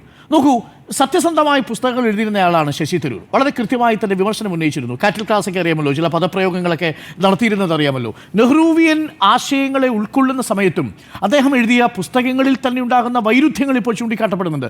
ഉദാഹരണത്തിന് പാരഡോക്സിക്കൽ പ്രൈം മിനിസ്റ്റർ എന്നൊരു പുസ്തകം എഴുതിയിട്ടുണ്ട് ഈ ശശി തരൂർ. ആ പാരഡോക്സിക്കൽ പ്രൈം മിനിസ്റ്ററിൽ 2016 സർജിക്കൽ സ്ട്രൈക്കിനെ കുറിച്ച് വളരെ വിമർശനത്തോടു കൂടിയാണ് ശശി തരൂർ കാണുന്നത്. ആ പുസ്തകത്തിൽ പറയുന്ന ഒരു ഭാഗം എന്ന് പറയുന്നത് നരേന്ദ്രമോദി ഇത്തരം ലൈൻ ഓഫ് കൺട്രോൾ നടന്നുകൊണ്ടുള്ള ആക്രമണത്തെ രാഷ്ട്രീയമായ ചൂഷണത്തിന് വേണ്ടിയിട്ട് ഉപയോഗിക്കുന്നു, രാഷ്ട്രീയമായി ചൂഷണം ചെയ്യുന്നുവെന്നാണ്. എന്നാൽ അതേ Shashi Tharoor 2018 the paradoxical prime minister എഴുതിയ അതേ ശശി തരൂർ പിന്നീട് ഈ 2016 സർജിക്കൽ സ്ട്രൈക്കിനെ കുറിച്ച് പറയുന്നത് ഒരു മഹത്തരമായ കാര്യമായിട്ടാണ് ലോകത്തിന് മുന്നിൽ അവതരിപ്പിക്കുന്നത്. ഇതിനെങ്ങനെയാണ് ശശി തരൂരിനെ ഡിഫെൻഡ് ചെയ്യാൻ പോകുന്നത്? ഇതുവരെയുള്ള എല്ലാ കാര്യങ്ങളും നമ്മൾക്ക് അദ്ദേഹത്തിൻ്റെ ഒരു ലിബറൽ ഔട്ട്ലുക്കിൽ നിന്ന് വന്നതാണെന്ന് പറയാം. പക്ഷേ സ്വന്തമായിട്ട് എഴുതി വച്ചിരിക്കുന്ന പുസ്തകത്തിന് ഘടകവിരുദ്ധമായിട്ടല്ലേ ഇപ്പോൾ അദ്ദേഹം സംസാരിച്ചു കൊണ്ടിരിക്കുന്നത്? മാത്രമല്ല അദ്ദേഹം ഇത് മോദിക്കെതിരെ മാത്രമല്ലല്ലോ, കേരളത്തിലെ കോൺഗ്രസിനെ എത്ര തവണ വെട്ടിലാക്കിയിരിക്കുന്നു. അതിൽ ആദ്യത്തെ വെട്ടിലാക്കലല്ലോ നിലമ്പൂരിൽ നടന്നത്. അതിനു മുൻപ് തന്നെ ഇവിടെ വലിയ രീതിയിൽ ഭരണവിരുദ്ധ വികാരമുണ്ടെന്ന് സ്ഥാപിക്കാൻ വേണ്ടി നമ്മളുടെ സംസ്ഥാനം വ്യവസായ സൗഹൃദ നിക്ഷേപമല്ല എന്ന് സംസ്ഥാന സർക്കാർ പറഞ്ഞുകൊണ്ടിരിക്കുന്ന സമയത്താണ് ശശി തരൂരിൻ്റെ ലേഖനം വരുന്നത്. എന്താണ് ലേഖനത്തിൽ പറയുന്നത്? ആ ലേഖനത്തിൽ പറയുന്നത് ഇപ്പോൾ ഈ പറയുന്ന ഇഴയുന്ന കൊമ്പനിൽ നിന്ന് ഇണങ്ങുന്ന കടുവയായി മാറി കേരളത്തിൻ്റെ വ്യവസായ മേഖല എന്നാണ് പറഞ്ഞത്. അത് പറഞ്ഞതോടുകൂടി VD സതീശൻ്റെ ആഫീസ് കൂട്ടിയില്ലേ? നിങ്ങൾ കേരള ഭരണവിരുദ്ധ വികാരത്തെക്കുറിച്ച് ചർച്ച ചെയ്യുമ്പോഴാണ് ശശി തരൂരിൻ്റെ ബോംബിംഗ് വരുന്നത്. ഗ്ലോബൽ സ്റ്റാർട്ടപ്പ് എക്കോ സിസ്റ്റത്തിൽ കേരളത്തിന് ഉന്നത റാങ്ക് കിട്ടിയിരിക്കുന്നത് വലിയ നേട്ടമായിട്ട് അവതരിപ്പിക്കുന്ന ശശി തരൂരിനെ കാണുന്നു. അപ്പോൾ കോൺഗ്രസ് കൊണ്ടുവരുന്ന ആശയങ്ങളെ അതിൻ്റെ മുനയൊടിക്കുന്ന ഒരാളായിട്ടാണ് കോൺഗ്രസ് നേതൃത്വം വിലയിരുത്തുന്നത്. ഇതെന്തിനു വേണ്ടിയായിരിക്കും എന്നുള്ളതാണ് ഏറ്റവും പ്രധാനപ്പെട്ട ചോദ്യം. ഞാൻ വിചാരിക്കുന്നത് ഇത് യാദൃച്ഛികമേ അല്ല എന്നുള്ളതാണ്. G23 കാര്യം നേരത്തെ പറഞ്ഞു. G23 കോൺഗ്രസിനുള്ളിൽ തന്നെ ഒരു നവീകരണത്തിന് ശ്രമിച്ചാണ്. ഞാൻ ഇപ്പോഴും ഉറച്ചു വിശ്വസിക്കുന്നത് G23 രൂപീകരിക്കുന്നത് വരെ കോൺഗ്രസിനെ നേർവഴിക്ക് നയിക്കാൻ കഴിയുന്ന കോൺഗ്രസിൻ്റെ ഉള്ളിൽ തന്നെയുള്ള ഒരു ശക്തമായ വിഭാഗമുണ്ട് എന്ന് വിശ്വസിച്ചിരുന്ന ആളാണ്. പക്ഷേ കപിൽ സിബൽ എവിടെ പോയി?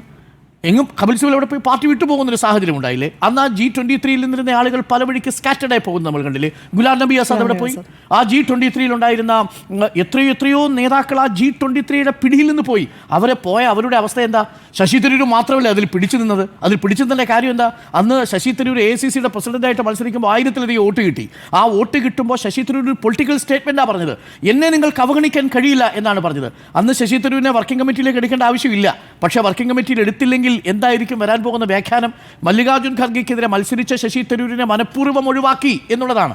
അതുകൊണ്ടാണ് വർക്കിംഗ് കമ്മിറ്റിയിൽ വരുന്നത്. പക്ഷേ വർക്കിംഗ് കമ്മിറ്റിയിൽ വരുമ്പോൾ തന്നെ ശശി തരൂരിന് അറിയാമായിരുന്നു കോൺഗ്രസിൻ്റെ ചരിത്രത്തിൽ ഇല്ലാത്ത വിധം, അല്ലെങ്കിൽ സമീപകാല ചരിത്രത്തിൽ ഇല്ലാത്ത വിധം ഒരു തിരഞ്ഞെടുപ്പിൽ മല്ലികാർജ്ജുൻ ഖർഗെക്കെതിരായി രാഹുൽ ഗാന്ധിക്കെതിരായി ഒരു നിലപാട് സ്വീകരിക്കുമ്പോൾ ആ ശശി തരൂരിന് ഇനി അത്തരം രാഷ്ട്രീയ അവസരങ്ങൾ വരാൻ സാധ്യത കുറവാണ് എന്ന് വ്യക്തമായിട്ടറിയാം.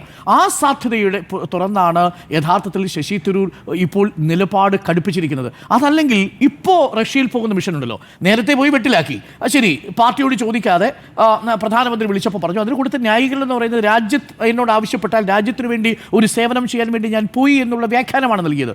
ഇപ്പോൾ റഷ്യ പോയിരിക്കുന്നത് എന്തിനാ? ഇപ്പോൾ റഷ്യയിലും ഞാൻ രാജ്യം വീണ്ടും വിളിച്ചു. മനസ്സിലാക്കുന്നത് UK-യിലും ഗ്രീസിലുമാണ് പോയിരിക്കുന്നത്. ഇപ്പോൾ പോയിരിക്കുന്നത് എന്തിനാണെന്നറിയാമോ? ഇപ്പോൾ പോയിരിക്കുന്നത് അതിൻ്റെ ഭാഗമായി തന്നെ ഓപ്പറേഷൻ സിന്ദൂരിനെ തുടർന്നുള്ള ചർച്ചകൾ നടക്കുന്നതിൻ്റെ ഭാഗമായി അസീം മുനീർ അതിനിടയ്ക്കാണല്ലോ ഡൊണാൾഡ് ട്രംപിനെ കണ്ടിരിക്കുന്നത്. ഈ സാഹചര്യത്തിൽ റഷ്യയുമായിട്ട് ഇന്ത്യയുമായിട്ട് സഹകരിച്ച് നിൽക്കുന്ന രാജ്യങ്ങളിൽ കുറച്ചുകൂടി ലൈസൻസ് ശക്തിപ്പെടുത്താൻ വേണ്ടി പ്രധാനമന്ത്രിയുടെ നിർദ്ദേശാനുസരണമാണ് പോകുന്ന പദവി അദ്ദേഹം എക്സ്റ്റേണൽ അഫയേഴ്സ് കമ്മിറ്റിയുടെ സ്റ്റാൻഡിംഗ് കമ്മിറ്റിയുടെ ചെയർമാനാണ്. ഇപ്പോൾ ലോക്സഭയിൽ വിദേശകാര്യ മന്ത്രാലയത്തിൻ്റെ സ്റ്റാൻഡിംഗ് കമ്മിറ്റിയുടെ ചെയർമാനാണ്. ആ നിലയിൽ ഒരു ഔദ്യോഗികമായിട്ടുള്ള ഒരു ഉദ്യമത്തിനാണ് പോകുന്നത്. ആര് പറഞ്ഞിട്ട് പോകുന്നത് നരേന്ദ്രമോദി. ആരോട് പറഞ്ഞിട്ടാണ് പോകേണ്ടത്? പാർട്ടിയുടെ പ്രസിഡന്റിനോട്. പറഞ്ഞിട്ടുണ്ടോ? പറഞ്ഞിട്ടില്ല. ആ സമയം ചോദിച്ചു. പാർട്ടി പ്രസിഡന്റിനോടും രാഹുൽ ഗാന്ധിയോടും ഇക്കാര്യം അറിയിക്കുകയോ പറയുകയോ ചെയ്തിട്ടില്ല. എന്തിനേറെ മാധ്യമങ്ങളോട് പോലും പറഞ്ഞിട്ടില്ല. ഞാൻ പോകുന്നതൊരു സർക്കാരിൻ്റെ ഡെലിഗേഷനാണ് എന്ന് തുറന്നു പറഞ്ഞു പോലും അല്ല പോയിരിക്കുന്നത് എന്നാണ് ഞാൻ മനസ്സിലാക്കുന്നത്. അതുകൊണ്ട് തന്നെ ഈ യാത്രയും ഒരിക്കൽ കൂടി വെട്ടിലാക്കുന്നു. തുടരെയുള്ള ഈ നീക്കങ്ങൾക്ക് ഞാൻ 3 സാധ്യതകളാണ് കാണുന്നത്. ഒന്ന്, ഈ പാർട്ടി പുറത്താക്കുന്നതോടുകൂടി ശശി തരൂരിന് എങ്ങനെയാണോ നേരത്തെ മുരളി ദിയോറയ്ക്ക്, അതേപോലെ ജ്യോതിരാദിത്യ സിന്ധ്യയ്ക്ക്, ജിതിൻ പ്രസാദിന് ഒക്കെ കിട്ടിയിരിക്കുന്നത്, അതേപോലെ പാർട്ടിയിൽ നിന്ന് പുറത്തു പോകുമ്പോൾ ലഭിക്കുന്ന ഒരു ഇരയുടെ പരിവേഷമുണ്ട്. ആ ഇരയുടെ പരിവേഷത്തിൽ ഇതാ പാർട്ടിക്കുള്ളിൽ ഒരു ഇൻ്റലക്ച്വലിനെ നിങ്ങൾ നഷ്ടപ്പെടുത്തിയിരിക്കുന്നു. ആ ഇൻ്റലക്ച്വലിനെ സത്യം തുറന്നു പറയുന്ന ഒരു നേതാവിനെ ഇതാ BJP സ്വീകരിക്കാൻ പോകുന്നു. BJPയിലേക്കുള്ളൊരു റോയൽ എൻട്രിയാണ്. പക്ഷേ പാർട്ടിയുടെ അവസാന നിമിഷം വരെയും ക്ഷമിച്ച് നമ്മൾ പറയില്ലേ, ഭൂമിയോളം ക്ഷമിച്ച് നിൽക്കുന്ന അവസ്ഥയിലാണ് ഇന്ത്യൻ നാഷണൽ കോൺഗ്രസ് എന്ന് പറയുന്നത്. ഒറ്റ പോയിന്റ് കൂടി പറയാം. അപ്പോൾ BJPയിലേക്ക് പോവുക. അങ്ങനെ പോയാലുള്ള സാധ്യത എന്താ? ഞാൻ ഏറ്റവും കൂടുതൽ സാധ്യതയായിട്ട് കാണുന്നത് ഒരു പക്ഷേ വിദേശകാര്യ മിഷനുമായി ബന്ധപ്പെട്ട, നയതന്ത്ര മിഷനുമായി ബന്ധപ്പെട്ടുകൊണ്ട് ഒരു എക്സ്റ്റേണൽ അഫയേഴ്സ് മിനിസ്റ്ററിൻ്റെ ഒരു പാനൽ ഉണ്ടാവുന്നു എന്നാണ് ഞാൻ മനസ്സിലാക്കുന്നത്. വിദേശകാര്യ നയതന്ത്ര ബന്ധത്തിനുള്ള ഒരു സമിതി വരാൻ പോകുന്നു. ആ സമിതിയുടെ അധ്യക്ഷനായിട്ട് ഒരു പക്ഷേ BJP നിയോഗിക്കാൻ പോകുന്നത് ശശി തരൂരിനെ ആയിരിക്കും. സാധ്യത നമ്പർ 1. നമ്പർ 2 കുറച്ചുകൂടി വലുതാണ്. അതാണ് ജഗദീപ് ധൻഖർ വൈസ് പ്രസിഡന്റ് സ്ഥാനത്ത് നിന്ന് മാറുമ്പോൾ ആ സ്ഥാനത്തേക്ക് ശശി തരൂരിനെ പരിഗണിക്കാമെന്നുള്ളത്. നമ്പർ 3, ഗവർണർ പദവി കൊണ്ട് ഒതുങ്ങുന്ന ആളല്ല ശശി തരൂർ എന്നത് വളരെ വ്യക്തമാണ്. അതിനും അപ്പുറമുള്ളൊരു ലോകം അദ്ദേഹം ആഗ്രഹിക്കുന്നുണ്ട്. എന്തായാലും മുന്നോട്ട് പോകുന്നത് അത്ര എളുപ്പമുള്ളൊരു സാഹചര്യമല്ല. ഞാൻ ഒരു ഒറ്റ വാചകം പറഞ്ഞ് അവസാനിപ്പിക്കാം. G23 കലാപത്തിനു ശേഷം, അല്ലെങ്കിൽ G23യിലെ വിമത ശബ്ദത്തിനു ശേഷമുള്ള ശശി തരൂർ എന്ന് പറയുന്നത് ആ അർത്ഥത്തിൽ നമുക്ക് വിശ്വസിക്കാൻ പറ്റുന്ന ഒരു കോൺഗ്രസ് നേതാവായിട്ടല്ല ചിത്രീകരിക്കപ്പെടുന്നത്. അവസരങ്ങൾ നോക്കി പോകുന്ന ഒരു രാഷ്ട്രീയ നേതാവായിട്ടുള്ള വ്യാഖ്യാനമുണ്ട്. കോൺഗ്രസിനെ നിരന്തരം പ്രതിസന്ധിയിലാക്കിക്കൊണ്ടിരിക്കുകയാണ് ശശി തരൂർ. അതൊരു തന്ത്രം തന്നെയാണ്. അതൊരു രാഷ്ട്രീയ ഭാഗ്യാന്വേഷിയുടെ തന്ത്രമാണ് എന്നാണ് എൻ്റെ ടേക്ക്. ശശി തരൂരിൻ്റേത് തന്ത്രമോ എന്നാണ് ചോദ്യം. ആൻഡ് ഗസ്റ്റ് ഞാൻ വിചാരിക്കുന്നത് ശശി തരൂരിൻ്റെ ഒരു ലോങ് പൊളിറ്റിക്കൽ പ്രൊജക്റ്റാണ് എന്നുള്ളതാണ്. കഴിഞ്ഞ 10 വർഷമായി ശശി തരൂർ ചെയ്തുകൊണ്ടിരിക്കുന്നത് അത് തന്നെയാണെന്ന് വിശ്വസിക്കുന്ന ഒരാളാണ് ഞാൻ. അദ്ദേഹം ഈ AICCയുടെ അധ്യക്ഷ സ്ഥാനത്തേക്ക് മത്സരിക്കുന്ന സമയത്തും അദ്ദേഹത്തിന് അറിയാലോ അദ്ദേഹം ജയിക്കില്ല എന്ന്. പിന്നെ എന്തിനാണ് അദ്ദേഹം മത്സരിക്കുന്നത്? അദ്ദേഹം ഈ ഐക്യരാഷ്ട്രസഭയിൽ കോഫി അന്നനോട് മത്സരിച്ചല്ലോ. എന്തിനാണ് മത്സരിക്കുക? അവിടെ അറിയാം അദ്ദേഹത്തിന് ജയിക്കില്ല എന്നുള്ളത്. അദ്ദേഹം ഉദ്ദേശിക്കുന്നത് ഞാൻ ഐക്യരാഷ്ട്രസഭ അധ്യക്ഷനെതിരെ മത്സരിച്ച ഒരാൾ, ഞാൻ ആ സ്ഥാനത്തേക്ക് മത്സരിച്ച ഒരാൾ, AICC അധ്യക്ഷ സ്ഥാനത്തേക്ക് മത്സരിച്ച ഒരാൾ. അപ്പോൾ അദ്ദേഹം അത് ഉദ്ദേശിക്കുന്നത് ഞാനൊരു വലിയ സംഭവമാണ് എന്ന് ജനങ്ങളെ വിശ്വസിപ്പിക്കാൻ അദ്ദേഹത്തിന് കഴിഞ്ഞിട്ടുണ്ട് എന്നുള്ളതാണ് ഞാൻ വിചാരിക്കുന്നത്. അദ്ദേഹത്തിന് ആ കാര്യങ്ങളുമായിട്ട് മുന്നോട്ട് പോകുക എന്നുള്ളത്. BJPക്ക് എന്താണ് ഇപ്പോൾ വേണ്ടത്? BJP പറയുന്ന കാര്യങ്ങൾ ഏറ്റുപറയുന്ന കോൺഗ്രസ്സിലെ ഒരു PROനെയാണ് വേണ്ടത്. അത് നല്ല രീതിയിൽ BJP ഉപയോഗിക്കുന്നുള്ളതാണ് നമ്മൾ കാണുന്നത്. കുറേ നാളുകളായിട്ട് BJP അതുകൊണ്ട് ചെയ്താണ്. നരേന്ദ്രമോദി എന്ത് പറഞ്ഞാലും അത് ഏറ്റുപറയുകയും, നരേന്ദ്രമോദിക്ക് എന്തെങ്കിലും ദോഷം വരികയും, അമിത്ഷായ്ക്ക് എന്തെങ്കിലും ദോഷം വരികയും, BJPക്ക് എന്തെങ്കിലും ദോഷം വരികയും അത് ഏറ്റുപറയുകയും അത് അങ്ങനെയല്ല ഇങ്ങനെയാണ് എന്ന് പറയുന്ന രീതിയിലേക്ക് ശശി തരൂർ മാറിയിട്ടുണ്ടെന്നുള്ളതാണ്. അതുപോലെ തന്നെയാണ് നമ്മുടെ രാഹുൽ ഗാന്ധിയും കോൺഗ്രസിൻ്റെ അധ്യക്ഷനും ഒക്കെ പറയുന്നതിൻ്റെ നേരെ ഓപ്പോസിറ്റാണ് പറയുക. കേരളത്തിൽ വരുമ്പോൾ എന്താണ് ചെയ്യുക? കേരളത്തിൽ വരുമ്പോൾ കോൺഗ്രസ് പ്രതിപക്ഷത്തിരിക്കുന്ന കോൺഗ്രസിൻ്റെ കൂടെ കൂടില്ല, ഭരണപക്ഷത്തിരിക്കുന്ന CPMൻ്റെ കൂടെ കൂടും. എന്നിട്ട് കോൺഗ്രസ്സിന് ഇവിടെ എന്താണോ പറയുന്നത് നേരെ ഓപ്പോസിറ്റ്. എവിടെയാണോ വാർത്ത ഉണ്ടാകുക, ഇപ്പോൾ ഞാൻ ഉദാഹരണം പറയും, വാർത്ത ഉണ്ടാകുക ഓപ്പോസിഷനിലായിരിക്കും വാർത്ത ഉണ്ടാവുക. ഭരണപക്ഷത്തിലും അതുപോലെ തന്നെ പാർട്ടിക്കകത്തും വാർത്ത ഉണ്ടാവില്ല. പാർട്ടിക്കകത്തെ പ്രതിപക്ഷമായിരിക്കണം വാർത്തയ്ക്കും ആധാരമാവുക. ഞാനിപ്പോൾ പറയാം, ഇപ്പോൾ ഇതാ ഈ ഇംഗ്ലീഷ് ഭാഷയുമായി ബന്ധപ്പെട്ട കാര്യം അതാണ് ഈ രാഹുൽ ഗാന്ധി ഇംഗ്ലീഷ് ഭാഷയ്ക്ക് എതിരായി പ്രസ്താവിച്ച് കഴിഞ്ഞാൽ അപ്പോൾ തന്നെ ശശി തരൂർ അനുകൂലമായി പ്രസ്താവിക്കും. അപ്പോൾ ഒരു ഹെഡ്ലൈൻ വെച്ചാൽ അതിൻ്റെ ഒരു ഭാഗത്ത് ശശി തരൂർ ഉണ്ടാവും, ഒരു ഭാഗത്ത് വിയോജിച്ച് ശശി തരൂർ എന്ന് പറഞ്ഞ് ഇപ്പറേ ഉണ്ടാവും. എല്ലാ വാർത്തകളുടെയും എല്ലാ ഹെഡ്ലൈൻ്റെയും ആദ്യം എത്താൻ വേണ്ടിയിട്ട് ശശി തരൂർ എടുക്കുന്നൊരു പണിയായിട്ടാണ് ഞാൻ ഇതിനെ കാണുന്നത്. അതുകൊണ്ട് കിട്ടുന്ന ഒരു ഗുണം എന്ന് പറയുന്നത്, ഇതാ ഞാൻ ഇറങ്ങി വരുന്ന സമയത്ത് ഞാൻ വലിയൊരാളാണ് ഇറങ്ങി വരുന്നത്, പറയുന്നത്. അത് വലിയൊരാളാകുമ്പോൾ ആ വലിയൊരു പോസ്റ്റ് വരെ വെയിറ്റ് ചെയ്യാൻ തയ്യാറാണ് ഞാൻ. ഏതാണോ ഏറ്റവും വലിയ പോസ്റ്റ് അതുവരെ വെയിറ്റ് ചെയ്യാൻ തയ്യാറാണെന്നുള്ളതാണ്. അപ്പോൾ BJPയെ സംബന്ധിച്ചിടത്തോളം അവൾക്ക് കിട്ടിയൊരു തുറുപ്പ് ചീട്ടാണ് കോൺഗ്രസിൽ ശശി തരൂർ എന്ന് വേണമെങ്കിൽ പറയാം. പക്ഷേ അത് എത്ര മുൻപ് അത് കോൺഗ്രസ് മനസ്സിലാക്കുന്നുണ്ടോ അത്രയും നല്ലതാണ് എന്നുള്ളതാണ് എൻ്റെ അഭിപ്രായം. കോൺഗ്രസ്സിന് ഇനി ശശി തരൂരിൻ്റെ ഒരു മനസ്സ് മാറി ഒരു 100% കോൺഗ്രസ്സുകാരനായി നിൽക്കാൻ പറ്റുമെന്ന് ഞാൻ വിചാരിക്കുന്നില്ല. അങ്ങനെ അതിൻ്റെ ഒരു സ്റ്റേജ് ശശി തരൂരിന് കഴിഞ്ഞിട്ടുണ്ടെന്ന്. കാരണം ജനങ്ങളെ കോൺഗ്രസ് നേതാക്കന്മാരെ സംബന്ധിച്ചിടത്തോളം കോൺഗ്രസ് അണികളെ സംബന്ധിച്ചിടത്തോളം രാജ്മോഹൻ ഉണ്ണിത്താൻ പറഞ്ഞതുപോലെ ശരീരം BJPൻ്റെ കൂടെയും മനസ്സ് കോൺഗ്രസിൻ്റെ കൂടെയായിട്ടാണ് ഇപ്പോൾ നിൽക്കുന്നത്. അത് ആരാണ് പറയുന്നത്? കേരളത്തിലെ ഒരു MP ആണ്, കോൺഗ്രസിൻ്റെ ഒരു MP ആണ്. മനസ്സ് BJPൻ്റെ കൂടെയും ശരീരം കോൺഗ്രസിൻ്റെ കൂടെയും എന്ന് പറഞ്ഞു. അപ്പം അത് ആരാണ് പറഞ്ഞത്? MP ആണ് പറഞ്ഞത്. ഇതേ ഒരു മാനസികാവസ്ഥയിലെത്തി കേരളത്തിലെയും ഇന്ത്യയിലെയും കോൺഗ്രസ് നേതാക്കന്മാരും കോൺഗ്രസിൻ്റെ അണികളും എന്നുള്ളതാണ് ഞാൻ വിചാരിക്കുന്നത്. അപ്പം ഇത് കോൺഗ്രസ് എത്രയും പെട്ടെന്ന് തിരിച്ചറിയുകയാണ് അത്രയും നല്ലത്. 1 മണിക്കൂർ മുന്നേ തിരിച്ചറിഞ്ഞാൽ അത്രയും നല്ലതാണതാണ്. നമ്മളെപ്പോഴും പറയുമല്ലോ പുറത്താക്കിയതിന് ശേഷം എടുക്കാമെന്നുള്ളത്. ഞാൻ പറയുന്നത് പുറത്താക്കേണ്ട സ്ഥലത്ത് പുറത്താക്കേണ്ടവരെ പുറത്താക്കിയിട്ടില്ലെങ്കിൽ അതിൻ്റെ ഭവിഷ്യത്ത് നമ്മൾ അനുഭവിക്കേണ്ടി വരും. എത്ര നാളായിരിക്കും, എത്ര ഇലക്ഷനായി നടക്കാൻ പോകുന്നത്? ഇലക്ഷൻ ഒരു 10 വർഷം കഴിഞ്ഞിട്ട് ഒരു വലിയ പോസ്റ്റ് ഒഴിവായിട്ട് BJPയിലേക്ക് പോകാൻ തീരുമാനിക്കുന്നുള്ളൂ. അല്ലെങ്കിൽ ഈ 10 വർഷം എന്താണ് BJPക്ക് വേണ്ടി വെള്ളം കോരുന്ന ഒരാളെ സഹിക്കേണ്ടി വരുമോ? അതൊന്ന് ആലോചിച്ച് നോക്കി. എത്ര നാളാണത്? അത് ആരെയാണ് സഹിക്കുക? ഞാൻ ഇന്ന് KC വേണുഗോപാലിൻ്റെയൊക്കെ സംസാരം കേട്ടപ്പോൾ ഞാൻ എനിക്ക് തോന്നുന്നു ഭയങ്കര വിഷമം തോന്നി. കാരണം ഒരു പ്രസ്ഥാനത്തെ കെട്ടിപ്പടുക്കാൻ വേണ്ടിയിട്ട് ഒരു കുടുംബവും ഒരു പാർട്ടി നേതൃത്വവും ഒറ്റക്കെട്ടായി നിന്ന് പ്രവർത്തിക്കുകയാണ്. ആ സമയത്ത് എന്താണ് സംഭവിക്കുന്നത്? ആ സമയത്ത് ഒരു പാർട്ടീനെ വെല്ലുവിളിക്കുകയാണ്. ഒരാളാണെന്ന് ഓർക്കണം. ലക്ഷക്കണക്കിന് കോടിക്കണക്കിന് വിശ്വാസികളുള്ള അല്ലെങ്കിൽ കോടിക്കണക്കിന് അണികളുള്ള ഒരു പാർട്ടീൻ്റെ വലിയൊരു ബോഡിയിലെ അംഗമായ ആൾ പറയുകയാണ് നേരെ ഓപ്പോസിറ്റ് പറയും. എന്താണോ നേതൃത്വം തീരുമാനിക്കുന്നത്, അത് സ്റ്റേറ്റ് നേതൃത്വം ആയിക്കോട്ടെ, കേന്ദ്ര നേതൃത്വം ആയിക്കോട്ടെ, AICC ആയിക്കോട്ടെ, അതിൻ്റെ നേരെ ഓപ്പോസിറ്റ് നിലപാടെടുക്കുക എന്നുള്ളതാണ്. അപ്പോൾ അതാണ് ഞാനിപ്പോൾ കേരളത്തിൽ അദ്ദേഹം വന്നു. ഇന്നത്തെ കേരളത്തിൽ അദ്ദേഹം വരുമ്പോൾ ഏറ്റവും വലിയ വാർത്ത എന്ന് പറയുന്നത് നിങ്ങൾ നിലമ്പൂരെ പോയില്ല അല്ലേ? അപ്പോൾ അതിന് മറുപടി എന്നെ വിളിച്ചിട്ടില്ല. ആരാണ് വിളിക്കേണ്ടത് അദ്ദേഹത്തെ? അദ്ദേഹം തീരുമാനമെടുത്ത് നടപ്പിലാക്കുകയല്ലേ വേണ്ടേ? നമ്മളിപ്പോൾ എഡിറ്റോറിയൽ ബോർഡ് ഇതെല്ലാവരും കൂടെ കൂടിയിരിക്കുകയാണ്. നമ്മളോട് പറയാണ് സ്റ്റാഫ് തീരുമാനമെടുത്ത് നിങ്ങളങ്ങോട്ട് പോകുമോ, ഞങ്ങൾ വിളിച്ചിട്ടില്ല എന്ന് പറഞ്ഞാൽ ഈ ഷോ ഇവിടെ നടക്കുമോ? ഞങ്ങൾ ഷോയിൽ ഇവിടെ വിളിച്ചിരുത്തണമെങ്കിൽ ഈ ഷോ നടക്കാൻ പറ്റുമോ? അങ്ങനെയല്ലല്ലോ. അവിടെ പ്രവർത്തിക്കണമെന്നേ. പിന്നെ ഞാൻ അദ്ദേഹത്തെക്കുറിച്ച് നേരത്തെ കേട്ടിട്ടുള്ളതും ഞാൻ അറിഞ്ഞിട്ടുള്ളതും അതൊരു 5 സ്റ്റാർ നേതാവാണ്. അദ്ദേഹത്തിന് താമസിക്കേണ്ടത് ഒരു 5 സ്റ്റാർ ഹോട്ടലിലാണ്, താമസിക്കേണ്ടതും യാത്ര ചെയ്യേണ്ട ഒരു 5 സ്റ്റാർ വാഹനത്തിലാണ്, കൂടെ താമസിക്കേണ്ട ഒരു 5 സ്റ്റാർ ആൾക്കാരാണ്. അപ്പം 5 സ്റ്റാർ രാജ്യങ്ങളിലേക്കായിരിക്കും അദ്ദേഹം പോവുക. അപ്പം നോക്കിയാൽ മതി. അപ്പം ആ ലെവലിലാണ് അദ്ദേഹത്തെ കാണേണ്ടത് നമ്മൾ. അപ്പോൾ ആ ലെവലിൽ അദ്ദേഹത്തെ കണ്ടു കഴിഞ്ഞാൽ നിങ്ങൾ ഈ പറയുന്ന ഒരു പ്രശ്നമില്ല. കാരണം എന്താണ്? ഏറ്റവും നല്ല ഒരു മണ്ഡലത്തിൽ കൊണ്ടുപോയി കേരളത്തിലെ കോൺഗ്രസും CPM കൂടെ ജയിപ്പിക്കുന്ന ഒരു MP-നെ ഇന്ത്യയിൽ എവിടെയും കേട്ടിട്ടുണ്ടോ? പ്രതിപക്ഷവും ഭരണപക്ഷവും കൂടെ ഒരു MP-നെ ജയിപ്പിക്കുക. ആര് വരാതിരിക്കാൻ? BJP വരാതിരിക്കാൻ. എന്നിട്ട് ആ MP ആർക്ക് വേണ്ടിയാണ് പണിയെടുക്കുന്നത്? BJPക്ക് വേണ്ടി പണിയെടുക്കുന്നു. ഒന്ന് ആലോചിച്ച് നോക്കിയേ. തിരുവനന്തപുരം പോലത്തെ ഒരു മണ്ഡലമല്ലേ, അവിടെ കോൺഗ്രസിൻ്റെ ഒരു പക്ഷവും പിന്നെ CPM-ൻ്റെ ഒരു പക്ഷം കൂടെ ഒരു MP-നെ ജയിപ്പിക്കുകയാണ്. ആര് വരാതിരിക്കാൻ? BJP വരാതിരിക്കാൻ. എന്നിട്ട് ആ BJPക്ക് വേണ്ടിയിട്ട് ആ MP പണിയെടുക്കുക എന്ന് പറയുകയാണ്. ഒന്ന് ആലോചിച്ച് നോക്കി. എന്നിട്ട് അടുത്ത പ്രാവശ്യം ഞാനില്ല. അപ്പോൾ ഈ പൊളിറ്റിക്കൽ പ്രോജക്റ്റിൻ്റെ അവസാന ഘട്ടം എന്ന് പറയുന്നത് അടുത്ത ഇലക്ഷൻ്റെ തൊട്ട് മുൻപാണ്. അടുത്ത ഇലക്ഷൻ്റെ തൊട്ട് മുമ്പ് എന്ന് പറയുമ്പോൾ എന്താണ്? ഇന്ത്യയിൽ AICC പിന്നെ അധ്യക്ഷ സ്ഥാനത്തേക്ക് മത്സരിച്ച ഒരു നേതാവ് എങ്ങോട്ട് പോകാൻ വേണ്ടി നിൽക്കുക? BJPയിലേക്ക് പോകുന്നു. അന്നത്തെ ഏറ്റവും വലിയ വാർത്തയല്ലേ. നമ്മളിപ്പം നമ്മുടെ രാമക്ഷേത്രത്തിൻ്റെ പിന്നെ ശിലാസ്ഥാപനം വെച്ചല്ലോ. എപ്പോൾ? ഇലക്ഷന് തൊട്ട് മുൻപാണ് വെക്കുന്നത്. അതെന്തിനു വേണ്ടിയിട്ടാണ്? ഇന്ത്യ മുഴുവൻ ചർച്ച ചെയ്യണം. അപ്പം ഇതുപോലെയാണ് വേറൊരു സാധനമാണ്. രാമക്ഷേത്രത്തിൻ്റെ ശിലാസ്ഥാപനം പോലെ വെച്ചിരിക്കുകയാണ് അടുത്ത ഇലക്ഷൻ്റെ അവസാന നിമിഷത്തേക്ക്. അന്നേരം അരുൺ സാർ പോലെ രാജ്യസഭ അധ്യക്ഷ സ്ഥാനം ഒഴിവരും, വൈസ് പ്രസിഡന്റ് സ്ഥാനമാണ്. പിന്നെ ഇനി എന്തൊക്കെ സ്ഥാനങ്ങൾ ഒഴിവരാനുണ്ടെന്നേ, ആ സ്ഥാനങ്ങൾ ഒഴിവരും. അടുത്ത BJP മന്ത്രിസഭയിൽ പിന്നെ വിദേശകാര്യ മന്ത്രിയാവാം ഒരാൾക്ക് നല്ലൊരു പ്രസൻറ്റേഷൻ അല്ലേ. അപ്പോൾ ഇങ്ങനെയുള്ള കാര്യങ്ങളൊക്കെ ഉണ്ട്. അപ്പം ഒരു ലോങ് പൊളിറ്റിക്കൽ പ്രോജക്റ്റാണ് ഇതൊരു 10-15 വർഷത്തെ പ്രോജക്റ്റാണെന്ന് ഞാൻ വിചാരിക്കുന്നുണ്ട്. എല്ലാ സംവിധാനവും ഉണ്ടല്ലോ. ഇപ്പം കേന്ദ്രം അമേരിക്കയ്ക്ക് വിടുന്ന ആരെയാ? അമേരിക്ക വിളിക്കുന്നത് ശശി തരൂരിനെയാണ്. റഷ്യയിലേക്ക് വിടുന്ന ആരെയാ? Only high class. അതാരാണ്? നരേന്ദ്രമോദി വന്ന് കെട്ടിപ്പിടിക്കുന്ന ആരെയാ? ഈ പറഞ്ഞ പിന്നെ ശശി തരൂരിനെയാണ്. അത്ര വെയിറ്റ് ചെയ്യുന്നു എനിക്ക് തോന്നില്ല. സമയമുണ്ട്. അല്ല, ഞാൻ വിചാരിക്കുന്നത് BJPയിലേക്ക് ശശി തരൂർ പോയാൽ പിന്നെ വിശ്വഭരനില്ല കേട്ടോ. അവിടെ ഒരേ ഒരു വിശ്വഭരനേ ഉള്ളൂ. അതാരാ? നരേന്ദ്രമോദിയാണ്. നരേന്ദ്രമോദിയാണ് BJP വിശ്വഭരൻ. അത് വിശ്വഗുരുവാണ്. അല്ല, അപ്പോൾ വേറൊരാളെ ആവശ്യമില്ല. അപ്പോൾ ഇവിടുന്ന് അങ്ങോട്ട് പോയി പിന്നെ ഈ കാണുന്ന ശശി തരൂർ ഇല്ല കേട്ടോ.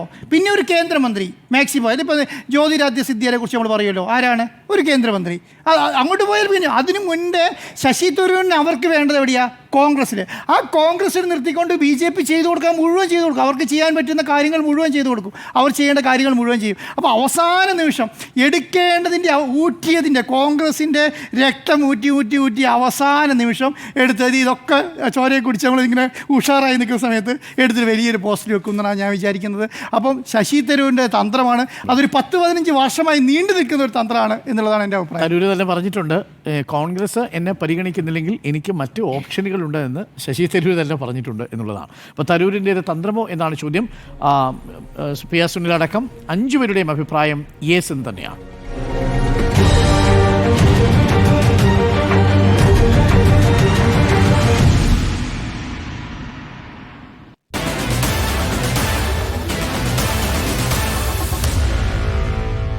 Meet the editors.